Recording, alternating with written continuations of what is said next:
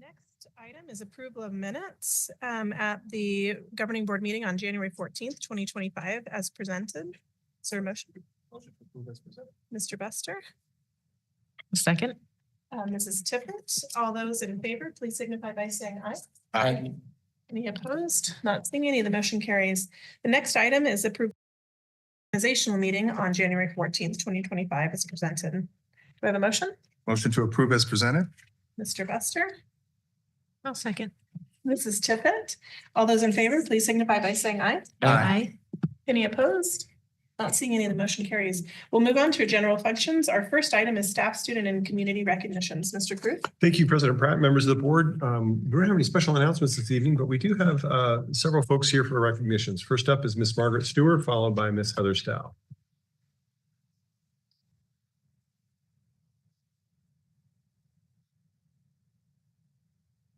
Thank you, President Pratt and Mr. Cruz, members of the board, and bear down, Mr. King. You're representing. Thank you for giving me the opportunity today to talk about some of the staff at our school. I'd like to start off by recognizing Mary Ann Steer. We do this thing at our school called You Never Know. And it's You Never Know because we take opportunities to recognize the kids for things that they're doing following the ACT statement, having good work ethic, and then we celebrate those students. And we're doing a whole school You Never Know tomorrow. Selfishly a little bit to try to get them to come to school on a half day. So Mrs. Steer organized 600 places for students to be tomorrow doing activities that are fun activities, and I wanted to recognize her. I also wanted to recognize Mr. Andy Williams. We had the opportunity to bring Starbase to the middle school, and this is our second year doing it. And Mr. Williams stepped forward to be the sponsor for that. They're building solar cars this go around with sixth graders. Last quarter, they worked with seventh graders, and it's about 20 kids each time. So a good number of students get to participate in that. And then I wanted to recognize our special ed team, Lisa Locke, Margaret Carrillo, Angel Guzman, and Gloria Haverly. Our special ed population has grown over the years, and they just jump in whenever the need is there to reorganize, to take on extra students on their caseload, to provide services for the students. They work well beyond their contract hours and over the weekend, and I just wanted to let them know that I recognize all their hard work. And then finally, I wanted to recognize our assistant principal, Brett Batty. And Brett organized this year our PAWS program, and PAWS stands for Parents Advocating for Wellness and Safety. And so we have a nice little group of parents that come every day. They come in the morning, they come at lunchtime, they have their vests on, and they're just another set of eyes and ears and caring hands. And Mr. Batty put this all together on his own, and I really appreciate his efforts with bringing parents into our school. So thank you for letting me recognize those individuals. Thank you, Mrs. Stewart. Mrs. Stow, followed by Ms. Villalobos. President Pratt, Mr. Cruz, members of the board, I'd first off like to just highlight a few of the recognitions from my direct team. Mrs. Peggy Benson Runyon, I'd like to just recognize her for her contributions to Vail Pride Day. She has raised over $97,000 along with Mr. Mark Tate. It's just incredible the investment that's been able to put into the event, and it's just all relationship based in those connections with our businesses. Jill Wells, our community connection, or our community family resource coordinator. Just want to talk a little bit about what she's done with Care Solace and that support across our district. We were sharing with leadership today that 915 staff, students, and their families have been assisted by Care Solace since last April. So it's just been an incredible investment in access to mental health resources for our district. Ginny Graves and her Check and Connect site coordinators. Because of Ginny and then Check and Connect site coordinators, we now have 38 students across the district who are receiving mentorship just from incredible community members that are willing to invest in them once a week. And Emily Sapala, I'm going to speak both about the drug and alcohol prevention curriculum today and chronic absenteeism, and she just played a huge part behind the scenes in both of those and getting those initiatives off the ground.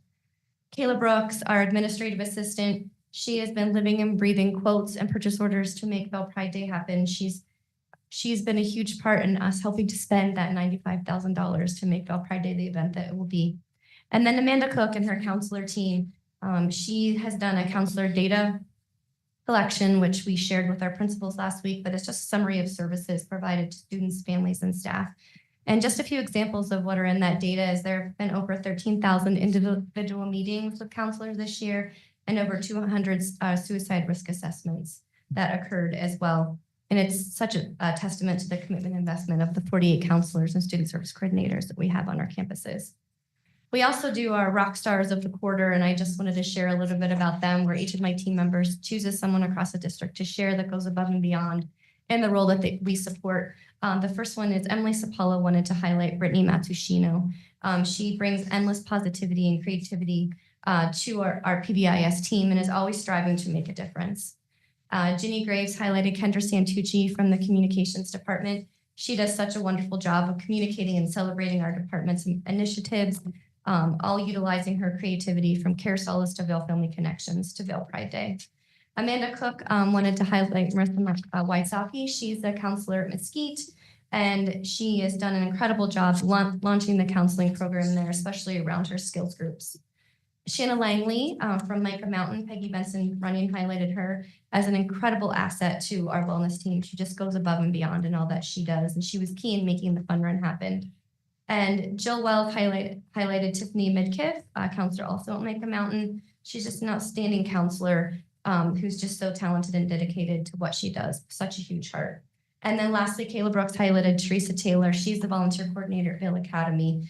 And she has just gone above and beyond to help support the volunteer luncheon that you all will attend in a few weeks. So those are my recognitions, and thank you for your time. Thank you, Heather. Mrs. Villalobos, followed by Mr. Whithosh.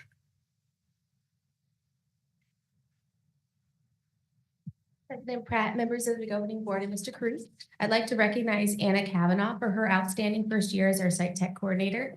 Anna holds a vital role on our campus in helping us succeed. She runs many of our communication platforms like Constant Contact, Thrill Share, and our community Facebook page. She ensures that all teachers have the technology they need to provide high quality instruction in the classroom and facilitates meaningful professional development for all of our staff. She has also stepped into this new role seamlessly and is greatly appreciated by all on campus.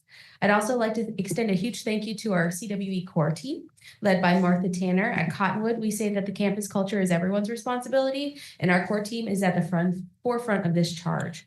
Our team includes Abby Cardenas, Kathy Robinson, Amy Vargas, Lorena Sutton, Bryn Irvin, Brittany Streebing, Lindsay McCarthy, Cassidy Tito, Dia Berwanger, Julia Foltz, Ashley Sutton, and Jill Van Aslan, and they are responsible for many of the meaningful traditions for both staff and students.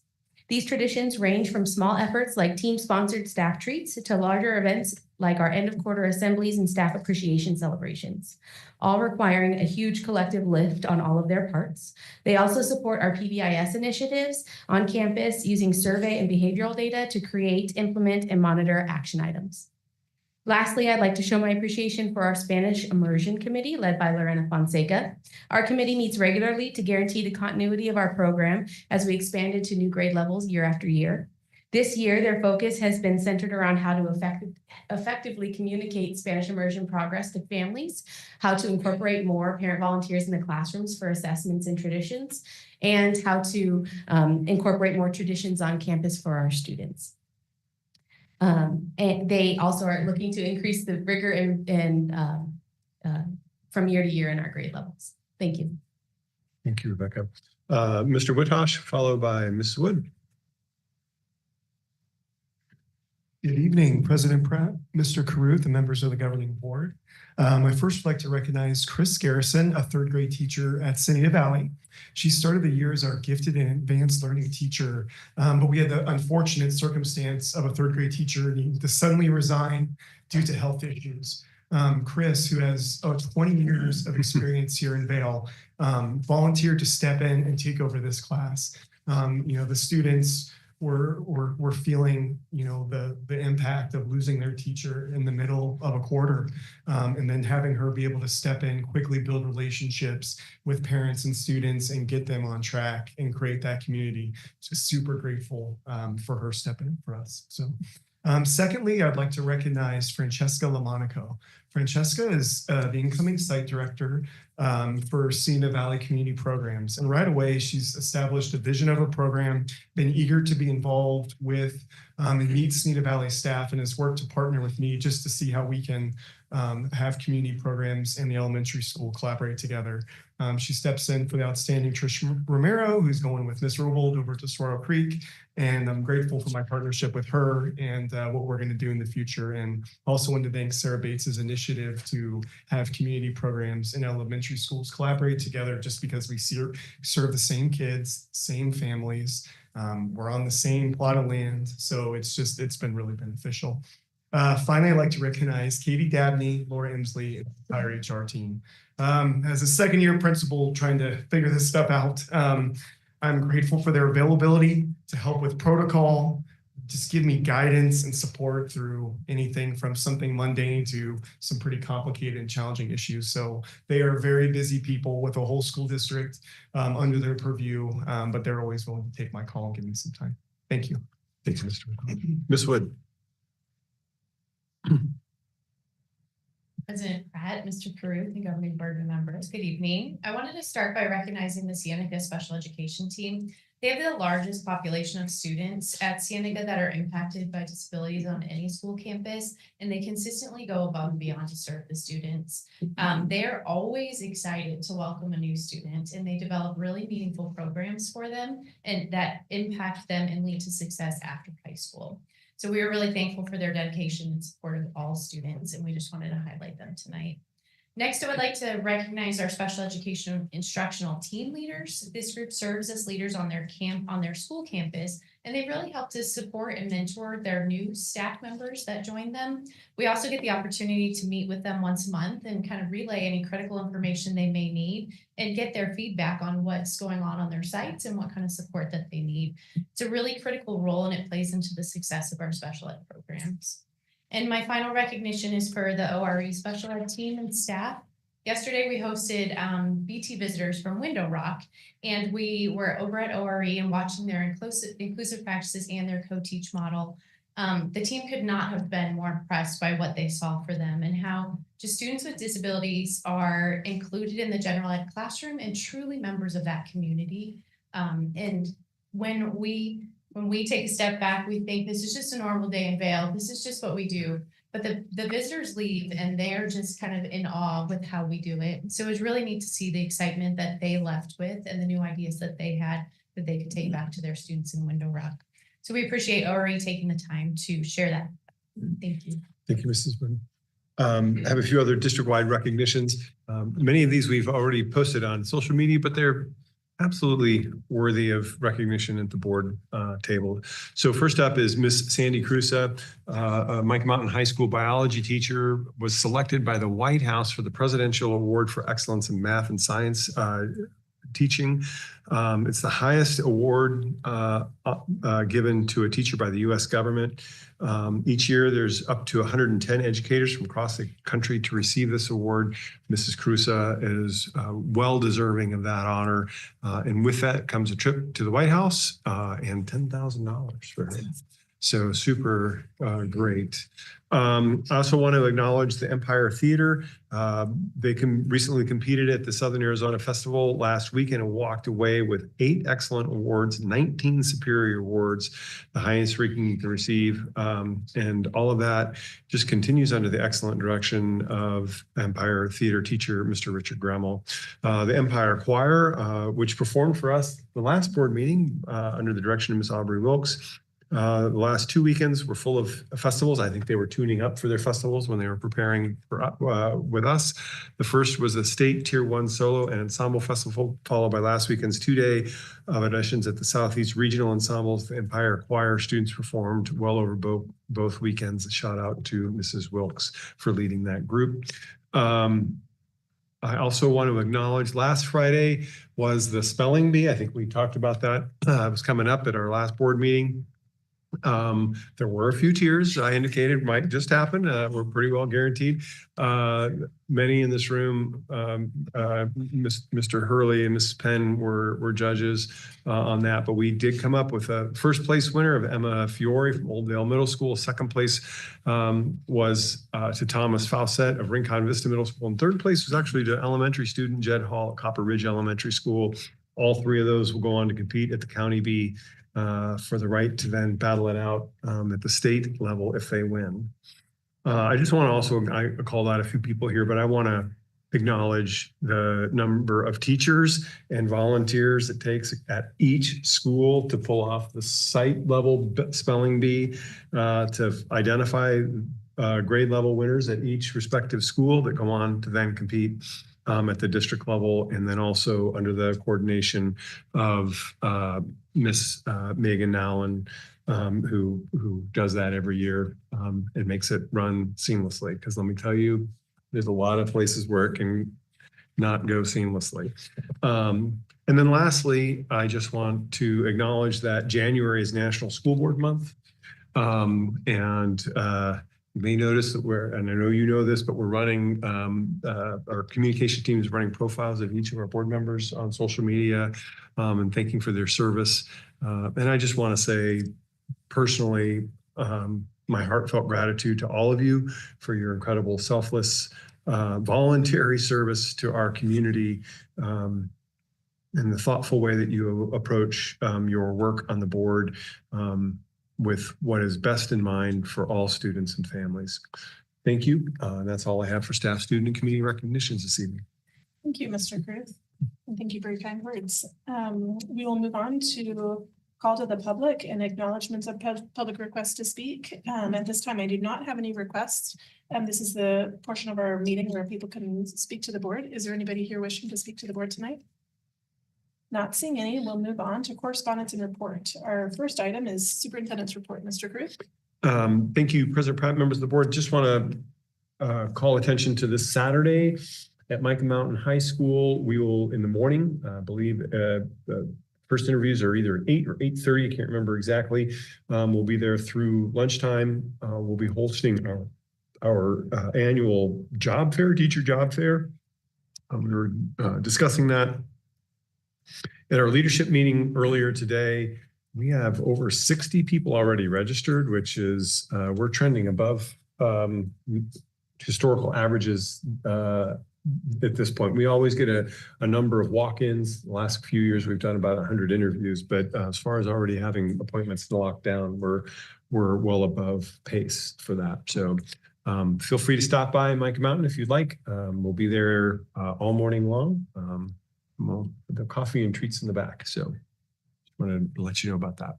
That's all I have for superintendent's report. Thank you. Our next item is board reports. Are there board members who wish to make a report at this time? Mr. Buster, go ahead. Well, it's board related. So last week I had the opportunity to attend the inaugural board meeting of the Southeast Area Council, or the SEEC, formerly known as the Southeast Regional Council. As part of the SEEC's transition board, we extended our gratitude to key individuals for their individual contributions to our community. The new board is comprised of representatives from various local organizations, including homeowners associations, the Vail School District, and first responders. This rejuvenated group is eager to work on projects related to our community and our school district, including road improvements, safety, construction, and so much more. So I eagerly encourage our people, especially our young folks, to attend and support these groups, their efforts now and at future meetings. So congratulations to our new SEEC board and its leadership. Beyond that, I am very honored to let you know that I've been invited to an upcoming meeting hosted by Dr. Zell Fowler, the president and director of the Arizona Alliance of Black School Educators. During this session, we will review current legislation related to gifted education and discuss the potential implications to our district's programs. I would sincerely value the opportunity to share your insights and expertise as we navigate these developments to ensure our policies continue to serve the best interest of all of our students. That's all I have. Thank you, Mr. Buster. You can go. It's fine. So I don't know if mine's as good as Mr. Buster's, but I did attend the Vail Religious Leaders Lunch with members of the Vail community and the school district. And the focus on the meeting was The Anxious Generation, the book by Jonathan Haidt. It was presented by Cienega Principal, Ms. Kim Middleton, and Ms. Heather Stout, which the presentation was very well received. Also attended and testified in support of legislation at the Senate last week relating to school board members and prospective candidates. Also was invited to take, while I was there, was invited to take part in a school safety meeting with staff from the Arizona Department of Education, and that'll actually take place tomorrow afternoon. Friday, myself and Ms. Anderson attended the ASBA Board Officer Leadership Training, where we discussed policy issues, the Arizona Auditor General's reports, strategic planning, Arizona open meeting law, and how to run successful board meetings and what some of those look like when they're not successful. So we heard a lot of horror stories. And then lastly, this is School Choice Week. And I wanted to extend an invitation to parents out there to check out Vail Schools for what they have to offer your children. So that's all I have. Thank you, Mr. King. Ms. Anderson? So I had the opportunity to go to 2 reality check lunches the last 2 weeks. So I got to spend time at Andrada High School with Mr. Caruth, and then also Micah Mountain Cienega's VIP programs. And so just really enjoyed sitting with staff at those locations and getting to know them, and also just hearing from them questions and the reality of things that they're dealing with each day. On Friday night, I got to be at Micah Mountain, and it was regional choir, band, orchestra, and orchestra regionals. And so Mr. Caruth mentioned that Empire was there. So it was Cienega and Empire, and they all competed in choir, band, and orchestra. And many of those students are made it into the regionals, and they'll be performing and competing for state in the next little bit. So just wanted to say thank you to Mr. Vega, Mr. Koenig, Mr. Bailey, Mrs. Evans, and Mrs. Wilkes. Also on Saturday, I spent time down at the University of Arizona with for SAFT, which is Arizona Thespians Festival. And Mr. Caruth mentioned Empire was there, Micah Mountain and Cienega were also there. And so just a shout out to all those programs. They competed in solo, duet, and group competitions, as well as tech competitions. Many of the kids and superior ratings, and if they received a superior, that means that they qualify to compete in Indiana this summer at nationals, where colleges will see them. And then I just want to give a shout out to Empire's tech team that took first place out of 12 teams. But congratulations to all of those, as I'm watching some of the smaller programs like Build. Like I look at Micah Mountain, I just was so glad to see them there. But anyway, congrats to Ms. Mendoza, Mr. Grimmel, and Ms. Armistead, and all of their students. I know it's high school eighth grade choice night, and Allison's living that right now with her son. But I got to attend Cienega's last week, and it was fun to walk around and talk to parents and students as they're checking it out, and just hearing their excitement of being able to go and visit all the different sites and make those decisions. And then just to piggyback on what Chris said for the ASBA Bolts training, just enjoyed going there, and I appreciate his summary of what we discussed there. So thanks. Thank you, Ms. Anderson. Ms. Tippett. I had the opportunity to do reality check lunch up at Acacia with a wonderful group of staff. And one of my favorite things about our reality check lunches is the opportunity for everyone to kind of pause and get together and have lunch and get to know a little bit more about each other. And we just had such a fun group that had so much to share. I think everyone left there kind of astounded at what we all learned about each other that day. It was so it built so much camaraderie, not only between the superintendent and staff and a board member and staff, but just between them, that they will keep and always remember on that campus every day when they see each other. They're going to laugh and joke about the conversations that we had that day. So it's just a great intentional effort that we do. I agree. Thank you, Ms. Tippett. Thank you for being here. I want to recognize really quickly Jen Henson and Linda Slade. I attended the Future City competition in Phoenix a couple weekends ago with students, middle school students from Esmond Station. And they have spent countless hours during the school day, but also lots of hours outside of the school day for work days after school, getting ready for this Future City competition. And this competition, the students create a future city based on the theme for that year, and then they make a model of it. They also write an essay, so it's quite an extensive competition. And the kids, you know, prepare, they memorize their presentation. There's just so many things that the kids learn from these experiences. And I just want to thank the teachers who just really poured so much into this experience for these kids. It was a great experience. Logan this is his last year competing, and usually at the time right before it, you know, at that point, my other boys were like, I never want to do this again, you know, because it's really hard and they've just done so much. And Logan was like, Mom, I'm just so sad I can't do this again. And it just really, to me, was a testament of the culture that they've built with the ELP program at Esmond, and just what they've taught these kids about hard work and doing hard things, to be honest. So I also want to recognize all of the high school staff as they're doing the 8th grade open houses.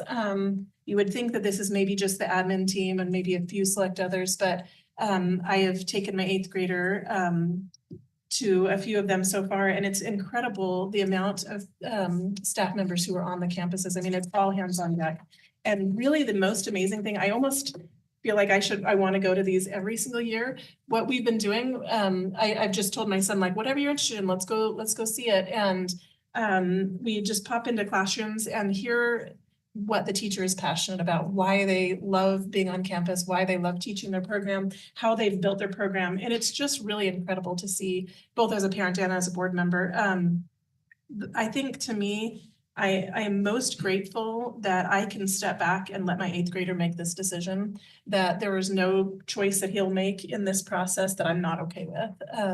And that is so comforting and gives me confidence as a parent to be able to say, Logan, you can look at all these pros and cons, look at all the programs, things that are interesting to you, and I'm okay with you driving this choice. So thank you to everybody who has made all of our high schools such a great option for our students and who are meeting needs in all areas. If there's no other comments, we're going to move on to the consent agenda. All items listed below are consent matters and will be considered by one motion at this time. There'll be no discussion of consent items. Any board member may remove an item from the consent agenda by request. Are there any board members who wish to pull an item? All items not accepted and approved as part of the consent agenda will be considered individually. Mr. Kruth? Thank you, President Pratt, members of the board. It's recommended that the Vail School District Governing Board approve all items on the consent agenda as presented. Thank you. Do I have a motion? I make a motion to approve the consent agenda as presented. Thank you. Mr. King. Seconded. Thank you, Mr. Buster. All those in favor, please signify by saying aye. Aye. Any opposed? Not seeing any. The motion carries. Thank you. We are going to move. We have normally we would go to old business. We're actually going to skip and do the first item under new business, which is the Assistant Director of Education Technology position.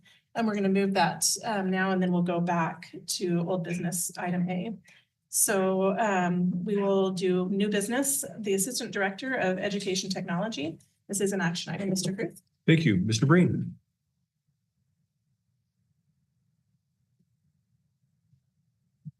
Good evening, President Pratt, Mr. Kruth, members of the governing board. Really excited to bring this forward to you tonight, and feel sorry for anyone that has to go after me.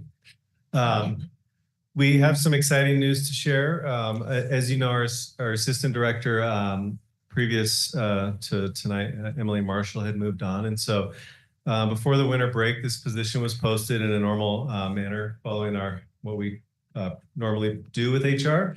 And so an interview interview committee of leaders from both technology and curriculum was formed with the task of hiring for this leadership role. We were fortunate enough to have several quality candidates apply for this position, and the committee held interviews recently in January. The committee unanimously decided to recommend Rita Boyd for the position of Assistant Director of Education Technology. Mrs. Boyd began her Vail journey in 2013 as a student teacher here at Sycamore Elementary, and after that was promptly hired to work at Starbase on Davis-Monthan. Following that assignment, she taught 5th grade at Sycamore Elementary and then Copper Ridge Elementary when it opened. And in 2018, Mrs. Boyd was hired as the Site Technology Coordinator for Desert Willow Elementary. During this role, her talents as an STC there and passion for ed tech were immediately recognized by those around her and quickly garnered the attention of others across the district. In 2022, Mrs. Boyd was hired as the Education Technology Coordinator for the district, where she worked closely with the technology and curriculum departments. Throughout her time in Vail, she's been involved in multiple committees and leadership roles and is highly engaged in activities that move the needle for our district. Rita is passionate about her work and naturally excites those around her. I'm sure if you've worked with her, you know what that feels like. She's highly creative and understands the importance of vision and the impact technology has on our organization. Her skills and expertise in this area, combined with her positivity and joy she brings to those around her, make her an amazing fit for this position. I think Mrs. Penn would agree with me that Rita, her awesomeness is only exceeded by her awesomeness, and we're really excited to bring this recommendation to you tonight. Thank you. Thank you, Mr. Breen. I'll simply add, it's an honor to be able to make the recommendation I'm going to be making in a moment. Had the opportunity to work closely with Mrs. Boyd on a number of projects over the last couple of years, and have been incredibly impressed by both her demeanor and interactions and her drive to do great things for children and families in our community. So with that, I'll go ahead and make the recommendation that the Vail School District Governing Board approve the placement of Ms. Rita Boyd as Assistant Director of Educational Technology effective January 29th, 2025 as presented. Thank you. I will gladly accept a motion. Motion to approve as presented. Thank you. Mr. Second. Buster. Seconded by Mr. King. Comments or questions? Ms. Tippett? Sure. Okay. I am just really thrilled that we have the opportunity to bring forward successful classroom staff into positions that are key roles in supporting our classroom teachers and paras, and the impact that that has on students. I think there's just so much logic to doing that, and it also gives our staff the opportunity to progress in a career that maybe was undetermined at the time that they set forward in their teaching career. So congratulations. Thank you, Ms. Tippett. Mr. Buster? Well, as an individual that had the incredible opportunity to present side by side with Ms. Rita Boyd, more specifically as I iterated at a previous meeting, Ms. Boyd and I went up to the Arizona School Board Association and presented on AI in education. And it was just a rousing success from young folks through academics, administrators, as well as some really seasoned board members, rave reviews. So I can attest to her talent, extensive experience, passionate leadership, strong initiative, enthusiasm for innovation, and her amazing vision for technology and education. She is an excellent choice for this role as Assistant Director of Education and Technology. Well done. Thank you, Mr. Buster. Any other comments or questions? Mr. King? I can't think of a better person for this. I remember the first day I met you. The only word I had for you was energy. Like, it was like this little atom, and it just like, and she was just ready to go. She couldn't get technology out of her out of her fast enough. It was just like ready to go. So I can't see anybody better for this position. I just wish I'd have had your walk-up music ready for this. Congratulations. Thank you, Mr. King. Any other comments or questions? I am so glad that we had the opportunity to spend some time with you in December for the ASBA conference. It was really wonderful to be able to just get to know you on a more personal level. When I think about my interactions with you in the district, one of the my biggest experiences with you has been with Hackathon, and just nothing seemed to rattle you. I mean, it was just seamless, and you were there for kids. So thank you so much for stepping into this role. I'm super excited for you. So with that, if there's no other comments or questions, I'll ask for the vote. All those in favor, please signify by saying aye. Aye. Any opposed? Not seeing any. The motion carries. Congratulations.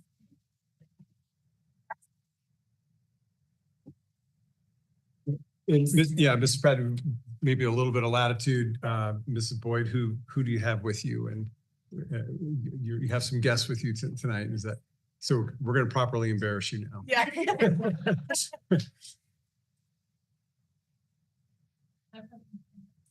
Members of the board, those who are very kind.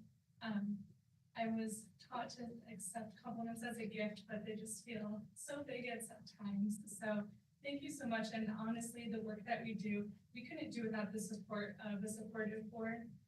When I was driving, my in-laws are here. They're from New York. They're snowbirds. I was driving them on the I-10 from Cold into Vail.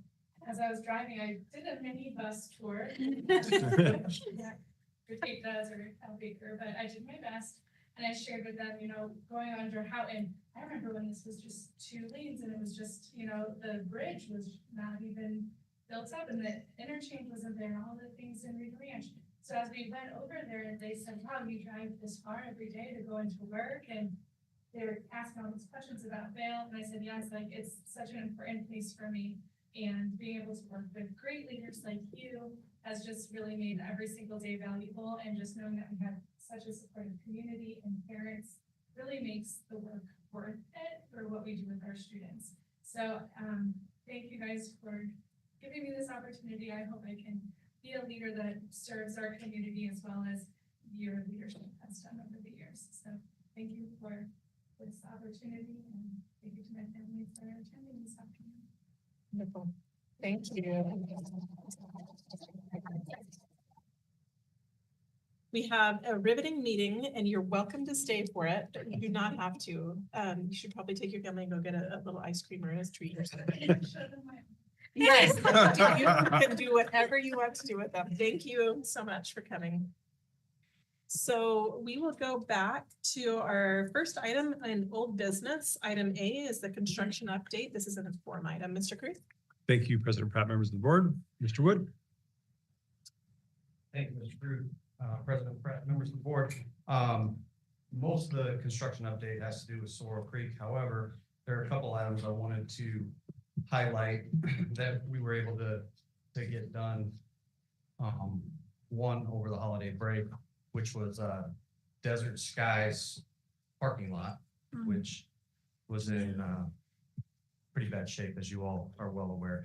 And Sunland Asphalt was able to get that done in that 2-week period with the 2 holidays that were in there. So, and worked around rentals that we had booked and all of that. So the staff is extremely excited. I'm extremely excited. And it's a nice parking lot. And then just next door, as well as the meeting space behind you, we were able to, we're trying to tie a bow on that project. But community programs with Miss Bates and Mr. Harms, they did a great job with that space as well.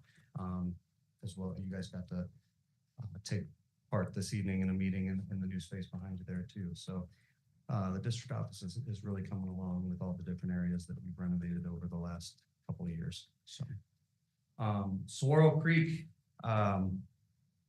great things are happening there. It's coming along nicely. The logo that you see in front of you, stealing a little bit of thunder from Ms. Rollball, but she did ask me to show this as part of the construction update tonight. She spent a ton of time and so many different iterations of the logo, and you've got to get it right. So, and I think she got it right. She did an outstanding job with her committee, and it looks really, really nice.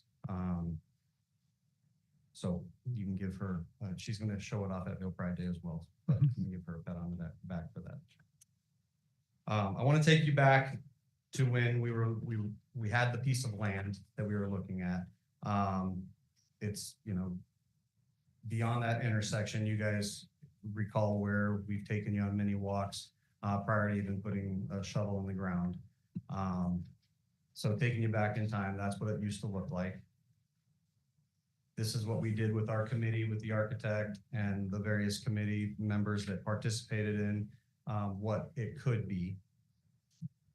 Then we turned it into a drawing with the architects, and this would be the full build out of that facility. This is phase one, which is what we're currently doing. Was able to show this to you at previous construction updates, but that's, you know, kind of showing that same layout, but on the ground instead of on paper.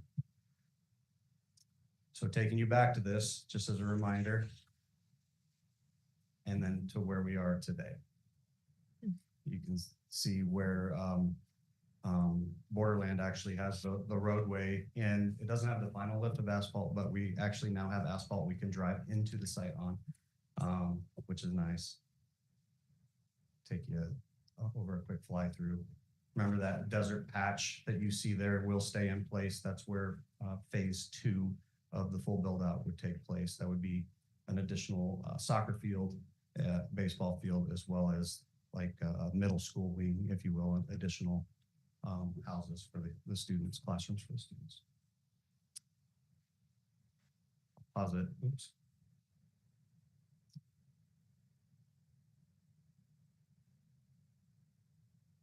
Mr. Wood, while they're where the dirt loader is going, that's also going to be parent drop off eventually. Yeah, That's what I have want to some- call that out. Yeah, I have some pictures of that as well, but yes, that's your parent pickup and drop off area. At the bottom left here, this is your admin building in Union. You've got building 100 or 200, 300, 400, 500, and then the NPR, or otherwise known as the snake den. Snake den is cute. So the parking lot that's going to be paved, that's not the soccer fields, will you point that out? Sure. Is it right over by the NPR, the snake den, I mean? The snake den, the fields behind the snake den, that's the fields and the basketball courts with the covered solar panels that would cover the basketball courts. The parking for this building over here, the kindergarten building, is right here with the site resident up there in that corner. And then out here is parking for staff and visitors. Okay. So in front of the admin building in the, so this is where this turn in is to go to parking. This is your parent drop off. Okay, and so where we parked, like for the groundbreaking, that's That's those the are the field. fields, those are the That would be, future. yeah. Okay, I'm just making sure I We understand. should never see cars over there again, probably. Okay. Perfect. So back to the phase one drawings. Here we are in the admin building in the Union. Currently, all the metal stud framing is going up, has gone up. We're insulating the walls and the ceiling. The TPO roof on top is done, so we're dried in. We are stocking, there's your TPO roof. We're stocking drywall and hanging drywall in there right now. Pressure testing all the water lines. And then continuing to waterproof the outsides as well. For building 200, we already have millwork that has gone in. You can see the ceiling grid that is in and the flooring. Basically, these rooms are without the doors and carpet and ceiling grid or ceiling tiles. Ceiling tiles and carpet will not go in until May. We really don't want those in anyway. From our perspective, we don't want contractors messing them up. So. This would be that middle pod area in the 200 building. So you can really get a feel for that space. 300 building, we have the wall tile that is done in most of those areas. We were trying to set HVAC units the last 2 weeks, but as you guys well know, it was extremely windy and we had to call the crane off a couple of different times. So we're hoping that this week we can actually set some AC units on those roofs. The 400 building, they're doing, and all the things that I've mentioned in the previous buildings, they have done, like the floor grinding that you see in this picture, that has been done in the 200 and the 300. They're now in the 400 doing the floor grinding. The 500 building, they're doing the TPO roof. We should be dried in by the end of the week on that building as well as all the exterior sheathing that you see going up on the sides. The 600 building, or the snake den, the NPR, we have metal stud framing that's going up, the kitchen's being taken care of, the stage. It's kind of a place to house some of the material right now. So as soon as they finish up on the 500 building, they can get over there and do the roof on the NPR building. And then the trades just keep moving straight ahead to each building. For the 200 building, 300 and 400 building, those will be basically done minus carpet and ceiling grid by middle of March. And then our union building, the office, the admin and union building, and the 500 building would be completed by the end of April. And then the multi-purpose room would be there by the end of May. The one thing is that we are waiting, we still have to wait on all of our electrical gear, which is still on track to be here end of March, beginning of April. So then we can actually turn the power on. So they're still operating on generators everywhere. As far as site work goes, you can see this is the bus bay. They're getting all the curbing in for the bus bay right now. This is the parent drop-off area. The sidewalk has gone in. So you can see that. All the light pole bases have been put in. A couple of pictures of not necessarily the backflows, but the building itself. You can see how they kind of implemented the creek and the saguaros within the exterior painting and the ephes on the building. A lot of the storefront is in, glass and doors. And then I just put this picture in because one, you can see the roadway is done out front, but this is also the view that the office staff and anybody sitting in that front office looking out those front windows will see every single day.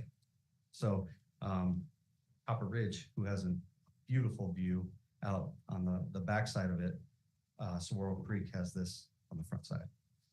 So.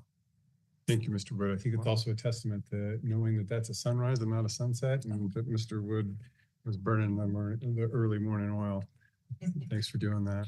I was telling Mrs. Robold as she was showing some of these pictures off. Well, the other big, make the obvious statement, we are remain on time, if not a bit ahead of schedule on this. So I just keep knocking on wood related to that. And it's a testament to Mr. Wood's management of the program. Also, we just had some really fortunate weather and not had any weather delays. But we forget the days where we would open schools that looked a lot like that about a month out. Oh yeah, I remember walking on Andrada High School about 2 or 3 weeks from when it was supposed to open, and that's about as far along as it was. And is that correct, Mr. Tate? and then having to make the difficult decision of we need 2 more weeks, and it looked like an anthill trying to scramble at the end. Just not anybody's contractor issue, just tight timelines and tight delivery of materials and those kinds of things. We've had the opportunity to go at a nice steady pace and been very fortunate. Well, we've been thoughtful about the selection of partners in this. That is always incredibly helpful, but also been fortunate on just the timeliness of being able to get materials and stability of some of the pricing through those things. So it's really good. So. Thank you. Comments or questions?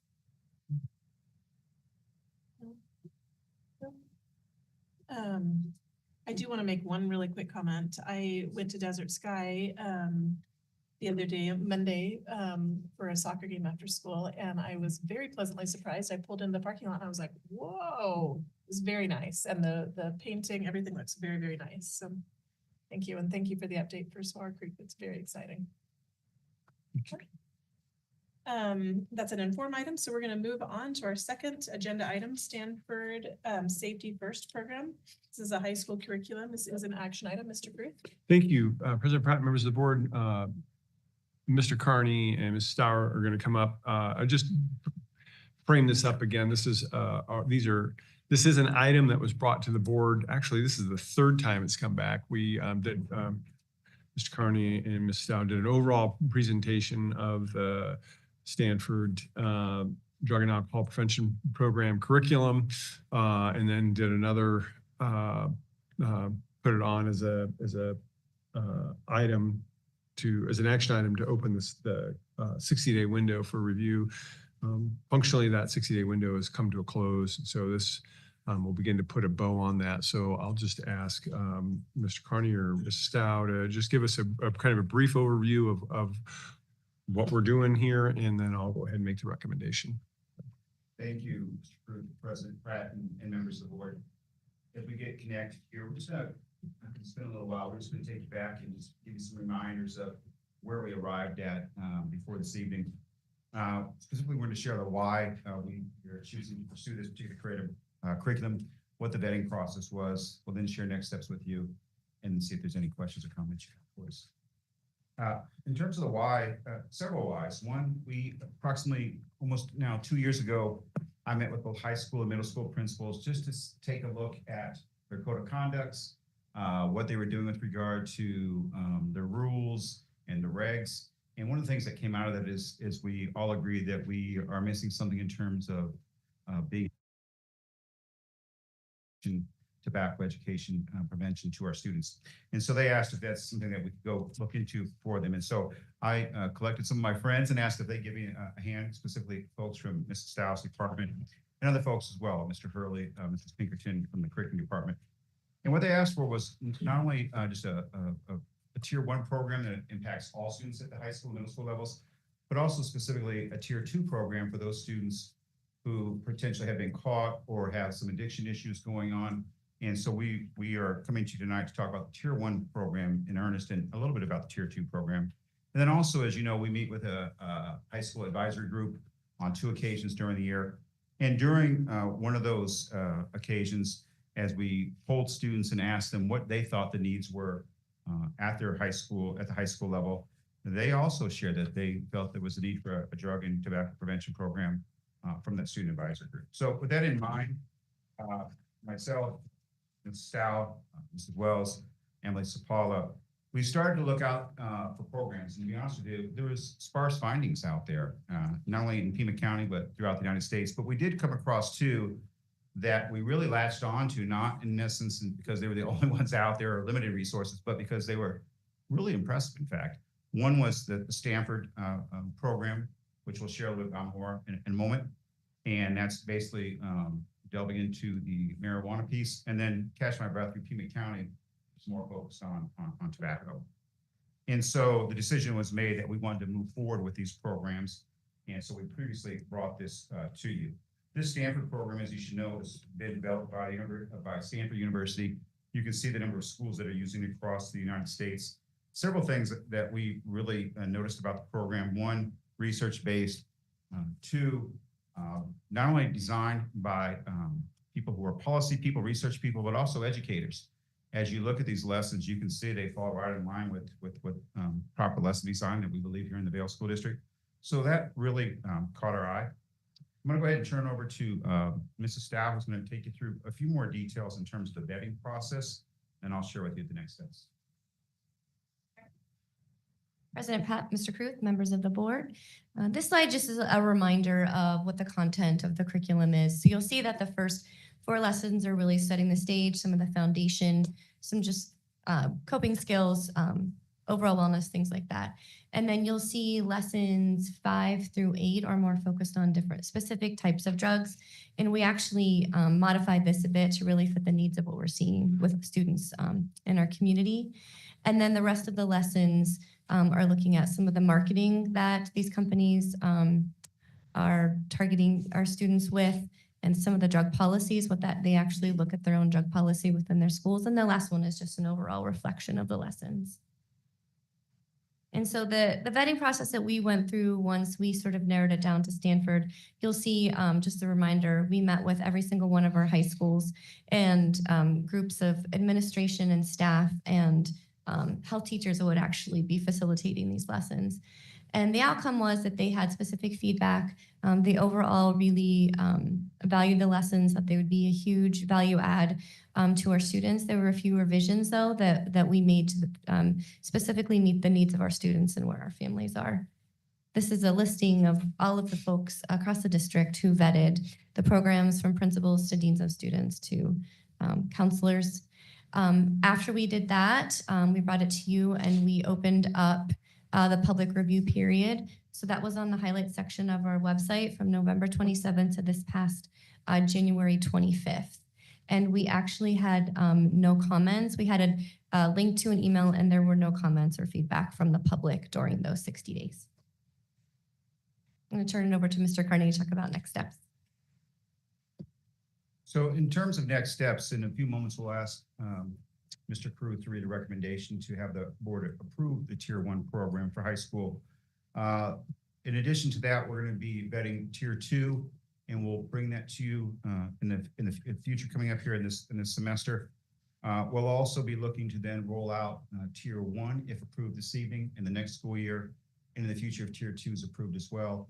And again, we'll bring that before the public too as well for comments if that gets approved by you as well. And we'll look to start Tier 2 next year. And then as far as our middle school, what we plan to do is we plan to meet with middle school principals this semester and take them through that same process we've taken high school through, which is getting their feedback, vetting it, seeing if they feel like we're on the right track. And if they do, then again, the same thing would happen. We would bring it for the board for study, for public review, and then potentially action. And then our hope would be that we would then pilot and roll it out in the following school year.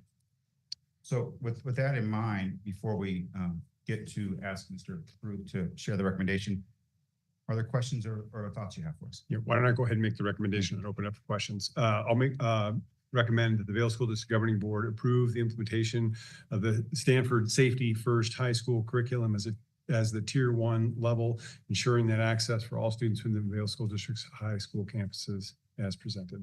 Thank you. I'll accept a motion. I make a motion to adopt the Stanford program as presented. Thank you. Mr. King? Second. Okay, I'm going to give it to Ms. Anderson. Comments or questions? Ms. Anderson? So I think back in November when you guys brought it here, I had a question about how that would work because a lot of kids take health online and through the VIC. And so is this just, what is that going to look like versus like in the health classes in the high school? Question, Mr. Caruth? Mr. Carney? Yeah, as President Pratt, members of the board, Ms. Anderson, we're still working through those pieces because we recognize that what it typically is going to look like is people are going to do this in a health class the freshman year. So not only how do we catch those people up online, but also kids who might come into us in their sophomore, their junior or senior years, right? How do we get them caught up? And we haven't arrived at those decisions yet. We, instead of starting to delve into that, we want to see if we were going to get approval first or if there was going to be concerns from the public. And so if this is approved, that'll be our next order of business to say, okay, now it's been approved. Now let's gather together to say, how can we make sure that we're hitting all of our kids with this particular curriculum? Question, Mr. King? We got a couple questions. Thank you, President Brett. The first question is as this program does change every 6 months, they do update the program. Yes. I remember that from that. Will this have to be brought back on every 6 months when that does change for another 60-day comment period? Mr. Caruth? Yeah, I'll go ahead and field that and then Mr. Carney jump in. I think we'll need to monitor what the changes are. I mean, and how significant those changes are and whether or not it needs to come back. So I don't know that we know fully what that looks like, but it's not uncommon for there to be some review because it doesn't substantively change the lessons or the content. But so I think that's something we're gonna have to monitor. Is there anything else you? Yeah, President Pratt, members of the board, Mr. Caruth, Mr. King as well. I think that's one of the strengths of the program is that it does change. For example, when I was a kid, we were taking certain, education classes. You look at it and you go, that was made 30 years ago and haven't updated it, right? So we're excited about the fact that there are current up-to-date revisions to that. But that being said, we understand that those revisions are typically minor revisions. And certainly we reserve the right to say, hey, we see your revisions, but we want to keep what we currently have. Or if they are major, of course, bring them back before the board and have a discussion. Thank you, Mr. King. Also, I wanted to thank you for the update, the information on a lack of community feedback on this program. I actually did go through and review all 12 of the lessons. The only thing I couldn't see was the Cahoots in there at the end, but outside of that, it actually looked good. And I think it's probably going to be very beneficial to our students and staff and the community as well. Thank you. Thank you. Mr. King, other comments or questions? Mr. Bester? So the Stanford program appears to excel at addressing a broad spectrum of substances and making it highly relevant to today's high school challenges. It seems to be age appropriate. The curriculum helps students to develop practical decision-making and real-life applications. But why so few programs are out there, I guess is my big question. It's a good question, Mr. Cruz. Mr. Kearney, I think there's just not many out there. I mean, I can attest, having worked with Mr. Kearney and Ms. Stow on trying to find, in particular, research-based programs that have an impact, that are effective. There just aren't many out there. Is there? Yeah. Okay. We couldn't find any definitive reason as to why that's such. Thank you. Mr. King, do you have another question or comment? No. Okay. I think I don't have any questions either. So this is an action item. There has been a motion and a second. So if there's no other comments or questions, then I'll call for the vote. All those in favor, please signify by saying aye. Aye. Any opposed? Not seeing any. The motion carries. Thank you so much, Mr. Kearney.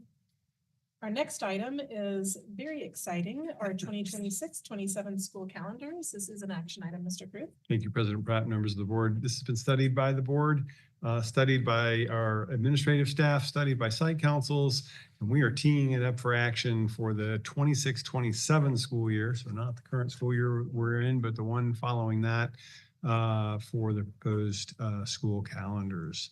So happy to answer any questions that you may have after I make the recommendation. I just also want to thank Miss Cindy Peterson for pulling together the groups that look at this, and her endless cross-eyed examination of the dates to ensure that have everything in their proper places.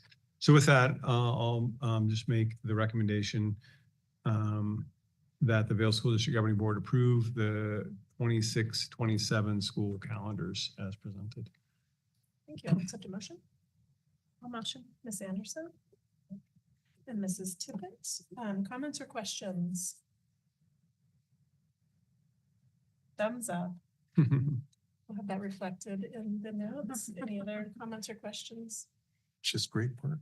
Yes, great work. I love that we get the input from site council. Thank you for giving us an opportunity to study this last time. I know Ms. Tippett said it last time too, this might be like the best, and I know that it rotates, and anyways, I also want to note that spring break precedes Easter, so it's right before Easter that year. So anyways, it's a great calendar, which we can attribute to Mrs. Peterson's work. If she can just stop the world from spinning, we Yes. probably can keep this calendar every year, but other than that. We're looking to you, Cindy. Ms. Tippett. I also appreciate, this well in advance, so families just went ahead. So it's really helpful to go through that. I agree. Thank you for bringing that up too, Mrs. Tippett. If there's no other comments or questions, then we'll call for the vote. All those in favor, please signify by saying aye. Aye. Any opposed? Not seeing any. The motion carries. We'll move on to new business. Our first item is the assistant. Oh no, we did that one. Check. Checkity check. We're going to go on to the next one is chronic absenteeism. This is an inform item, Mr. Cruz. Thank you, President Pratt and members of the board. You'll remember we've both at the Joint Site Council, and then as we reviewed those findings here at the governing board, looking at some of the changing conditions that we're facing post-pandemic. One of those things is chronic absenteeism. Mr. Hurley, Mrs. Stow, Mrs. Pinkerton, who's not able to be here tonight, and a group of others have been piloting best practices at a few schools to try and tackle that. In particular, what are we doing with Tier 1? So I just wanted to give them an opportunity to do an inform item on what some of that looks like and kind of where we're going. So with that, I'll turn it over to Mr. Hurley and Mrs. Stow, or Mrs. Stow and Mr. Hurley, or whoever tags or races to the microphone first.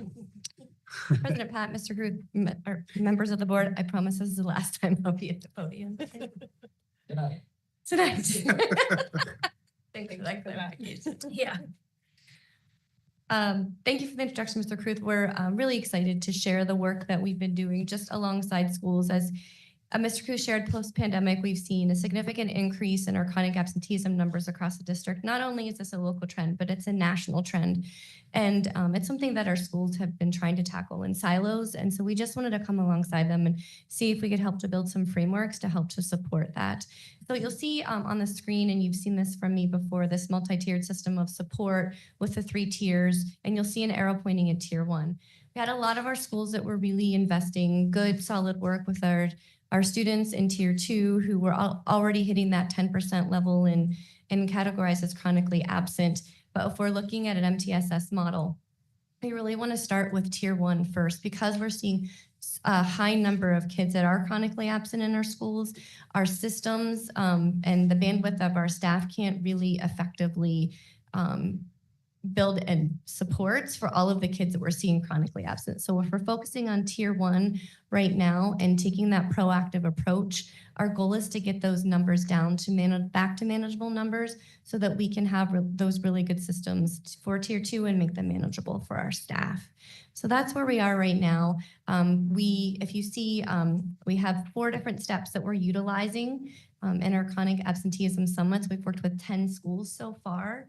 And we're really looking at problem identifications. Mr. Hurley will share some of the data we're seeing, and we now have a plugin to PowerSchool to make it really easy to access all sort of chronic absenteeism data for our sites. So it just really turns a dashboard a lot more often for our sites, so that they can look at that data on a regular basis and analyze what they're seeing with those numbers. And so then after that, we really look at root cause, because chronic absenteeism is very nuanced and there's a lot of different reasons why there are barriers to attendance for our families and our students. And so we'll share some of those with you. And then we go into plan implementation, where schools are really identifying root cause and then building action plans to help address that for Tier 1, for every single student across our campus. And the hope is that we get about 80% of students back in those lower absenteeism numbers, and then we can focus on Tier 2 and Tier 1. And then lastly, incentive systems. We kind of pull that over from our PBIS model, where how are we incentivizing our students to come to school and making it a positive experience for them. I'll turn it over to Mr. Hurley. So thank you very much. This is the interesting slide, because we really focused on chronic absenteeism, because that's a big hot phrase, and that's the school labeling system, and that's something that's out there and been a national problem for years. But one of the things that Mrs. Pinkerton and Mrs. Stow and I realized is principals and site staff have plenty to do already, and they had lots to do before chronic absenteeism was a problem. And so we spent a lot of time digging into research and what are other places doing and what's being successful and what's happening other places. And one of the things we stumbled on is this research from Harvard and Everyday Labs. And a couple key takeaways. You'll see that graph, and what you see from that graph is missing 2 days lowers your scores more than missing 1 day. And missing 3 is more than missing 2. And missing 4 is worse, and missing 10 is worse. So that red line acknowledges this is where the word chronic absentee comes in. The kids on the right side of that are chronically absent. And the takeaway was the kids on the left side, we need to address them too. We don't want to wait until someone is chronically absent. So focusing a lot on the students who aren't there yet. And so that's where we really realized this is a Tier 1 problem. This is an entire school, how do we get, if we can lower chronic absenteeism, great. If we can move kids from 6 to 5, great. 5 to 4, so really trying to address it at the root level of every absence. We want to lower absences. So it really kind of changed our focus. And what we realized is we needed to help sites kind of go through a process that they could implement, they could make their own, and they could realize that our site, it's a little bit different. And so how they can make those things happen. So really the first thing was to identify the problem and try to figure out what is the data and what is the reality. And if you look at that first column, those are our pre-COVID percent numbers. We're still focusing on chronic absenteeism. We haven't got to like per kid per day, but you can see after COVID, everyone almost tripled. Some schools in the last couple of years have gotten better. Some schools have stayed the same, and some schools have gotten worse. Okay, so it was really just a sign that we need some interventions, we need some site-wide plans. So we worked with these schools, we brought another group of schools in and really tried to get them to focus in what exactly is happening in our school. We'll pick on a school like Acacia, who's been having a little steady drop every year. What did you do? What did you do? What have you done? What can we put more fire on? What can we get more excited about? What can we add to? Some other schools weren't as far along, so really trying to work with them on what is our current reality, what does our data look like, and what are the things we've done that have led to that data? And then from there, we can say, okay, now that we know what the data looks like, we really have to kind of figure out what is causing that data to happen. And that's where we get into the root causes. Research shows these are really the 7 main root causes. The 2 on the bottom, you'll notice, those are really more tier 2 things. We're gonna have the entire school do a campaign. We're gonna send newsletters to everyone. We're gonna do a campaign for the whole school. Well, we're not gonna do something like that for kids who have health issues. Those are tier 2 things. So we looked at the schools and said, figure out which of these you think are happening and most affecting the families at your school. Not every kid and trying to go kid by kid, but in a broad stroke, what are the things that are affecting your school the most? If you could affect one thing, what is the one thing you would pick? And then we allowed schools to say, in our community, this is the thing we think is happening. And a different school could say, this is the thing we think is happening. And so that's what you think is happening at your school. Then we can step into, let's develop a plan to address that. Okay, so this is just an example of one of the schools. If they said, if one of our things was family, well, maybe the principal then could share the importance to parents about why they should come and how attendance matters. And we created these graphs on the side that we could share at parent-teacher conferences, right? It's one thing to say your student has missed X number of days. It's another thing to show a pie chart and show 17% of the days she hasn't been there. And so teachers were able to share with parents, I'm about to go through benchmarks and formatives with you, but you need to know that if she missed 20% of the school days, the benchmarks aren't an indication of how smart she is. They're an indication of what she was able to learn in the time that she was here. So if we can affect the pie chart, then we're going to see benchmarks and formatives get addressed, right? And that's really what we're trying to express to parents is the days that they're sitting in the class, we remember that chart from before, the more days in class, the more days they're learning. So it just allows schools to say, all right, if this is where we want to focus, so if their focus was not family, if their focus was a sense of belonging, they could do things like, let's greet kids at the door, let's have more clubs, let's do more check-in, check-out, let's do those tier 1 things that we're gonna do across the whole school. Okay, then like Mrs. Stout talked about, the incentive systems was really a big thing. She's gonna talk into it, but if you all remember back to your world, there was ever one incentive ever for attendance, and what was it? Perfect attendance, period, at the end, right? So we're gonna talk about what some other options are. President Pat, Mr. Kruth, members of the board. Yes, we want kids to stay home when they're sick. We're not incentivizing perfect attendance anymore. What we are doing, because we have this Power School data, we can really start to find the trends of when students are missing school. So Desert Sky, for example, they did a pajama party the day after Halloween because they knew that that was a big day, that kids are tired and, you know, sugar hangover. And so they did a pajama party on November 1st, and they said they had a huge increase in attendance across their campus. So they're just looking at different campaigns that they can do. And now that they're turning on the dashboard more often, they can really start to project the trends. Maybe it's a couple days before rodeo break or a couple days before Christmas. And they're really trying to find those fun pieces that will really incentivize kids to attend school.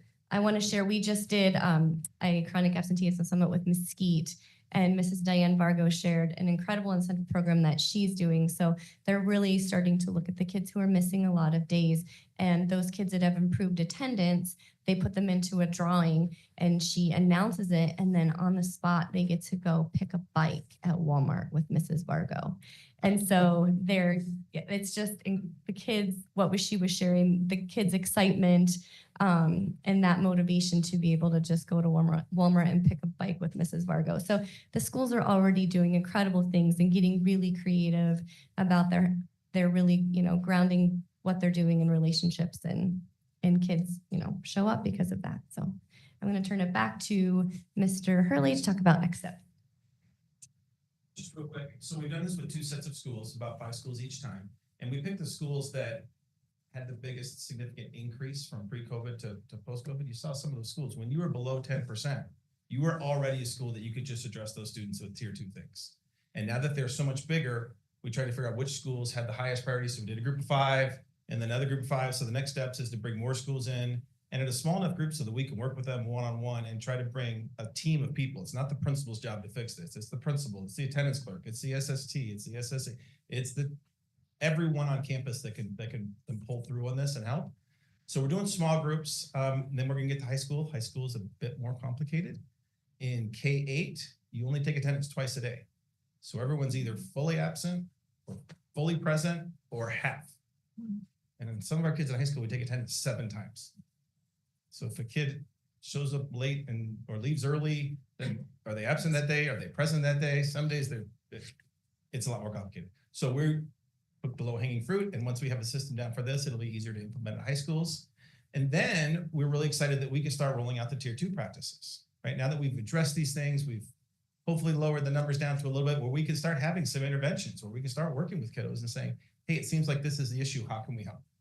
What are things that we can do? So instead of doing a tier 1, the whole school, we're giving everyone a sense of belonging. We can work with one kiddo and say, hey, what's going on and how can I help you get here? Is it a sense of purpose? Is there a family thing we can help with? Is it safety? Do you need we can get into those things, but you can't do that when the tier 1 numbers are just too big. So we're excited to shrink those down and then start working with them on some specific tier 2 stuff. That's what we got. You got any questions for us? Thank you. Comments or questions? Mr. King? Yes, thank you, Mrs. Dow, Mr. Hurley, for this. If you can go back a couple slides where you had the schools up and with the numbers on them, are those the number of students or is that the percentage of the student body that's chronically absent? Mr. Hurley. President Pat, Mr. Crew, members of the board, those are the percentage of students who are chronically absent. So you see that year after COVID, it was a third of the student body was missing. So, and that's represented as missing 10% of the school period of time. So per semester for the year. So.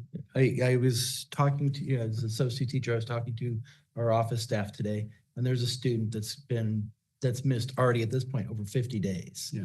So they're not learning anything at that point. So seeing this actually puts numbers to it. And that's. Thank you. Mr. King? Any other comments or questions as to that? Oh, I appreciated the opportunity to look at kind of those different reasons and allow schools to kind of select their area of focus and ways to work with families there on their campus. I also think we knew that we weren't focusing on families or children who were experiencing illness and encouraging people to ignore those kinds of things. We know that there's a lot more reasons that kids miss school. And that list kind of really captures kind of all of those different reasons and ways that schools can partner with families to help address those for the student and for better outcomes for the student. Not so that we have kids in classrooms, but so the student has the opportunity to capture that learning that is missed in those days. So thanks for the comprehensive presentation. If I might add, President Pratt, that's exactly the point that we're trying to make. We can spend an inordinate amount of time doing academic remediation, but for students who are chronically absent, the academic remediation is making sure that they come to school. And how do we fix that? Because yes, they need to have that learning, but unless they're there, we can't. That's the first step. So it's just a really important component. Thank you. Great point, Mrs. Tippett. Thank you. Mr. King? Can we get a quarterly update to see where we're at and see if we're actually trying to reverse these trends for all schools, not just these 5 that are selected? Right. Thank you. Mr. Gray. President Pratt, members of the board, might I suggest, I think a quarterly update might be a little too granular, just because where our trends, I think at semesters might be a better reflection, because I think you'd see a trend at that point. I mean, I think, I'm not sure, that might be a little too frequent to notice up or down trends. And one of the things that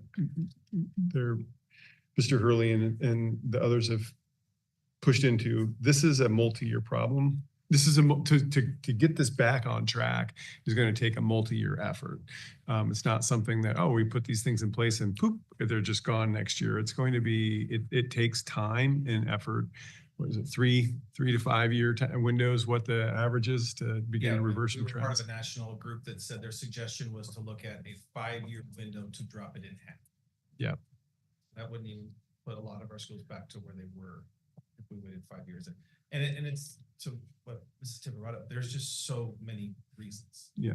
But it's not, so a tier 1 is great and it will lower the number, but then it's really getting through to the one-on-ones. And so, yeah, I think having a long enough time, I think you're absolutely right, a long enough time that we could look at some data in chunks instead of week by week. Yeah. And I also just want to add, this is, we're having an overview of the program and kind of the things that we're pushing into to help reverse these trends and improve the numbers so students can learn. We've also been doing quite a bit with social media. I've written about it in the parent newsletter and some other places. There's some I know there's some question of why are we calling attention to this as an issue, and I'll just simply state emphatically we're calling attention to it because being present, one, that's a life skill, when especially in regard to a job and showing up, being present is something that's critically important. I'm not sure you'd have me if I was chronically absent from my post as superintendent, as an example. But the other most important reason is research is so clear about the impact to learning, and it's good to get that information out. So I just simply say, we're going to continue to push into what was discussed here tonight and expand on that. And we're going to continue to do some public, in particular, targeting at parents, just as a reminder. I think that's a simple statement about what the importance is. And sometimes we've just forgotten that. And, work trends have changed a little bit. And although I think that's trending back to more people being back in the office than it was. So it was just a little easier to say, oh, you don't need to go. But what we're seeing and what, again, nationally, what you're seeing is, when there's a dip in scores, people want to point to what the instruction is in the classroom, which there's some truth to that. But if there's a dip in scores because you got 30% of your students who are chronically absent, that's an area we can improve. And frankly, that's an area that parents should be helping us on. I mean, and we should be partnering with them on reversing that trend. Any other comments or questions? I really appreciate, oh, sorry, I'm so sorry, Mr. Bester. You were No, starting your please. point. No, please. go Okay. ahead. I was looking at, I guess, similarly to what Mr. King had to say. So what we're doing is we're employing different types of tools to encourage a curb in this behavior, a curb in this negative trend. So what is going to be the delta that says, hey, we're not moving the bar, let's try a new tool? What is going to be the catalyst that, what is that piece that says, this has not encouraged a positive trend, now we need to try this new thing? Mr. Hurley or Mrs. Stow? President Pat, Mr. Kruth, members of the board, I think that's a benefit of having this Power School plugin where we can easily access the data and turn on the dashboard more often. And so we have these root causes and they're only a hypothesis. And so we'll try these action plans for a certain time, but monitor data closely. And if we see over a significant amount of time, because I think some of this is just long game. But if we see after a certain period of time that it's not effective, we can go back and look at our hypothesis and deem maybe we need to choose a different root cause or layer something else on to be able to move the needle. Any follow-up questions? No, Okay. no. Okay. Yeah, I think just to add to that, I don't know what the exact trigger is, Mr. Buster, but because I don't know that we've implemented these things long enough to really understand what that is. I think we'll just need to look at those, monitor the data, and if they're not moving, then we'll really dig into what those pieces are. That's at a tier 1 level, so we're looking at all students. I'll also add, for years now, and we've been one of the first to do that, we've looked at, we call kind of our big 5 data that we track. That's academic progress, behavioral progress, academics across various test scores, whether that's our own benchmarks or state assessments. But we've asked, and one of the things I was adamant about when I was over in special education, we look at attendance, because we at an individual level. So when if a student is doing well, and those 5 indicators should also be doing well. But when a student isn't doing well, grades are an indicator. But if if the test scores are down, or is it because they're chronically absent? And where are we applying that individual remediation for that student? So there's the global piece, and then there's the individual piece. I think it's going to really take, it's just us looking at all of those factors and making that happen. I mean, whether it's the pajama party or Desert Willow did a character race on the day before Christmas it was hysterical, by the way. The video is really hysterical to have kids come in. I think there's simple things like, it's from that to looking at individual absences. Sorry, President Pratt, Mr. Creed, members of the board, one thing I just wanted to add to that is all of these things are happening in all of our schools. Yeah. All of these root causes are present at all of our schools, and several kids have several of these root causes. So there is no switch to flip that we fixed it. It's trying to move people out of the pile that don't really have tier 2 issues or problems that we need to address. It's communication, it's understanding, it's information. There are plenty of parents out there that when they hear the tier 1 information, will go, oh, okay, well, we'll start following along. Maybe we'll do the Disneyland trip later. Maybe we'll say no to this soccer trip to Utah and say yes to, and then we can get to the people who really have tier 2 problems that we need to address. So our plan is that this is a long fight that we're in, and a long to support families into why it's important to come is the first thing. And then how can we help you get here is the next step we've got to get. So what schools are picking is the thing that they think is probably most prevalent and most likely, but they're all there. And so it's a lot, and we are really poised well to support these things because of the stuff Mrs. Stow's department has done with PBIS and adding counselors and adding student services coordinators, and we now have way more supports and care solace and all of the things than we had pre-COVID. So the good news is we have the tools to do this, but it's definitely going to be lots of work to get it done. I think the campaign to make awareness to parents that attending school, even missing 2 days, has an impact. 4 days has an impact is really what we're after. Part of the argument is, well, my kid is getting A's and B's. Why would I not send them to school? Well, grades in many ways are frankly a little bit different than performance on benchmark assessments and performance on state assessments of, proficiency and highly proficient. And what we're looking at is, because so many other factors make up grades, right? Can you get the assignment done? Can you do some of these other pieces? But what is your performance? Look at reading performance. What's your reading performance on a state assessment? What's your reading performance on our benchmark assessments? That, we can have kids get good grades and be at the low end of proficiency, or, the upper end of, minimally, underperforming or minimally proficient. It's because you can do other things to create a grade. It's looking at all of those things. And I think if we talk to parents and make awareness that it's not just a grade that you're after or completing an assignment that you missed, it's really having a deep understanding of the content that's being presented and how as your student, as your child grasping that information and retaining it. Those things come by being present in school and being present over time. So that's another reason it just takes some time. Thank you. Mr.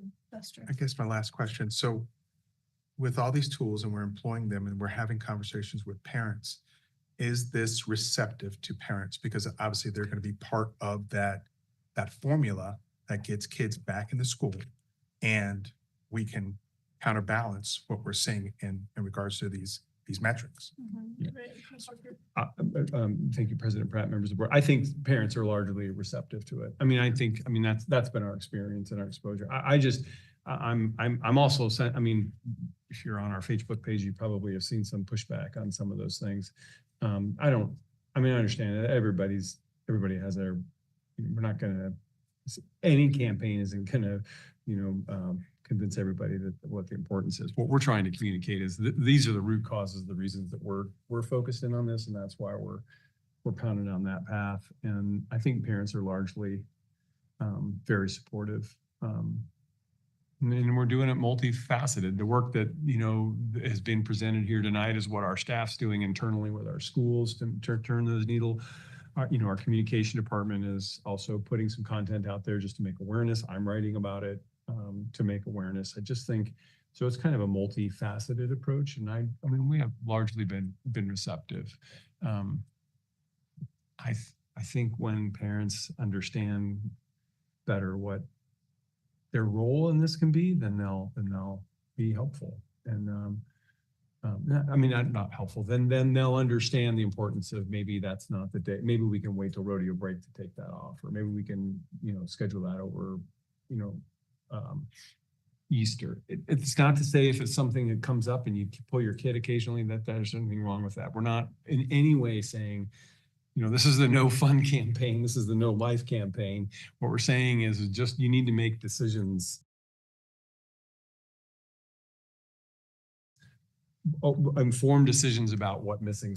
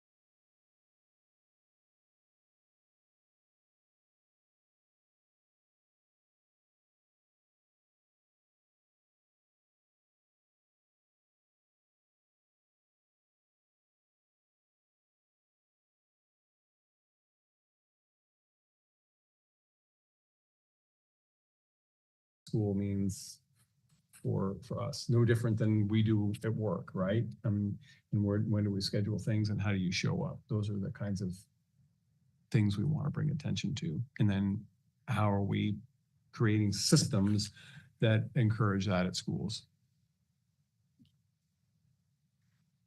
I know not everybody, maybe if they're watching online, I'm not sure that they can see the PowerPoints. Are they, do we know if they're able to see? Okay.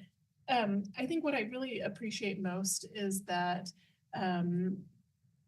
that you're looking at these root causes to say, okay, what can we fix? How can we support these students? How can we support families? And then acknowledging to say there are reasons, health reasons, things like that, that we're not saying that you're doing it any different than you should. Plus, there are, depending on health concerns or maybe issues that students are having during a year, there are alternatives as far as, maybe doing it online for a quarter or something like that, that we can support students and families better. So thank you so much for just really looking at what I would say the whole child and really the whole family, and then how can we support them. For me as a parent, I think I've always thought about attendance things as, Logan's doing fine, his grades are good. And, kind of feeling like, oh, you're not talking to me until this year, and reading the messages that you've been putting out, seeing the research on how important this is, it's really hit me as a parent to say, okay, you are talking to me too. You're talking to all families, and to hear your message just now about it's not only grades that are affected. So I appreciate this. For us, we've had some funny conversations this year. Logan asks on a regular basis, oh, can you pick me up early? Can I just stay home with you today? And so we've had these conversations of, Logan, you know how important attendance is. So anyways, I appreciate the work on this. So thank you so much. Oops, I'm sorry, Mr. Buster. Just a point of information. You reference MTSS model. What does that stand for? Multi-tiered system of support. Excellent. Thank you. That's a little cheat sheet for the Vail Pride Day, the acronym game that we're going to play. Okay, we'll all remember that. Screening to enhance equitable placement. There's just dropping a little Easter egg for those on there who may not know. If you write it down, you may get it. That's awesome. Okay, very rich discussion. Thank you so much for your work on this. Is there any other comments? Are there any other comments, questions? Thank you so much for this. We will move on to our next agenda item, item C, high school literature. This is a study item, Mr. Cruz. Thank you, President Pratt, members of the board. You may remember way back, like in last summer, Mrs. Penn came to us at a study session and had been working with our high school literature review group on a series of titles that the high school teachers wanted to consider for use as a class-wide literature title.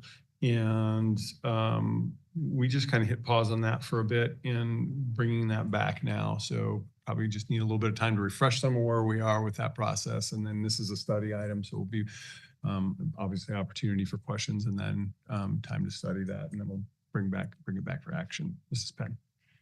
Yes, good evening, President Pratt, Mr. Cruz, members of the board.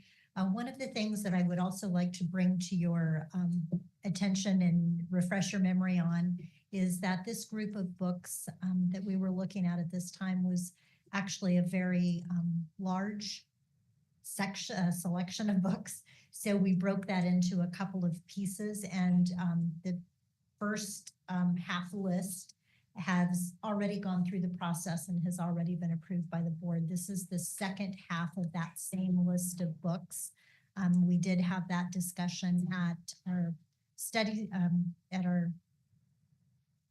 session. Yeah, that's the right word, isn't it? I do want to also just kind of review the process a little bit. I do that each time that I come with a recommendation from the committee. And this goes back to our practice since 2008. We've had a committee together that represents each of our high schools, teachers and administrators, and we come together to look at books that have been brought forward from the schools. And before they ever get to the committee, they have been approved and moved forward by the ITL and by the site principal. Then the committee looks at them. Any books that are going to be moved forward from that point go back to the school's site council. They're on as an inform item, but the direction is that each site council is able to give input on the books, and we get that before we bring them to the governing board. So at that point, we bring the books to you for your approval. Because it had been a while, there'd been a bit of time, I did go back to our high school principals at our last principal meeting, just to kind of bring that back and ask specifically if there was any input from their site councils on any of these titles. And I was told from our principals that there were no comments that were brought forward. So these books we're bringing to you this evening. This is a study item. We're not asking for action this evening, but wanting to get back in the cycle so that we can come back in a couple of weeks and ask for your opinion at that time of whether or not to approve these books. So with that, I'd be happy to answer any questions. Thank you. Any comments or questions? No. I do have a really quick question. So normally at the bottom of each book, it has like hotspots listed, but not necessarily. So I'm not sure if that means that there's not hotspots on these, or if we're using a different format. Let me pull that up and just double check that.